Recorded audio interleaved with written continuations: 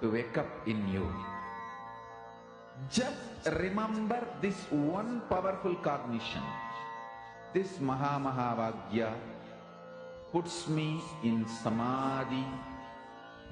This is spiritual lullaby for Samadhi.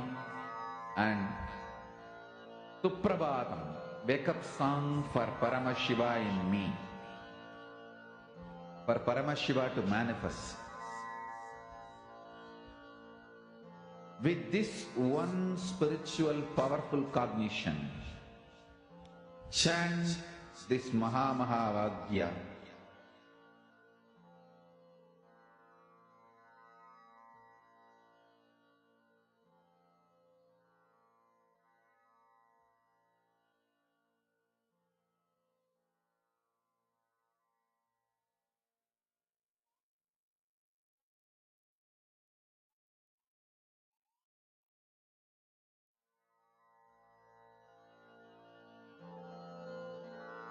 Mahamahavagyā, spiritual lullaby for Samadhi.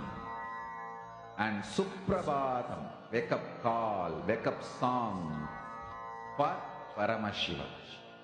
For Paramashiva to manifest. With this one spiritual powerful cognition, chant this Mahamahavagyā. Om Nithyananda Paramashivoham. Om Nithyananda Paramashivoham. Om Nithyananda Paramashivoham. Om Nithyananda Paramashivoham. Om Nithyananda Paramashivoham. Om Nithyananda Paramashivoham. Om Nithyananda Paramashivoham. Om Nithyananda Paramashivoham. Om Nithyananda Paramashivoham. Om Nithyananda Paramashivoham. Om Nithyananda Paramashivoham. Om Nithyananda Paramashivoham. Om Nithyananda Paramashivoham. Om Nithyananda Paramashivoham.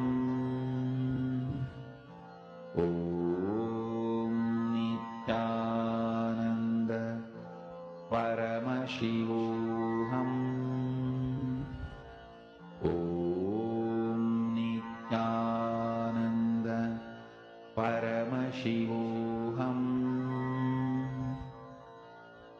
Om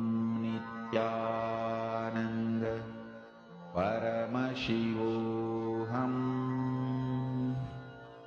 Om Nithyananda Paramashivoham.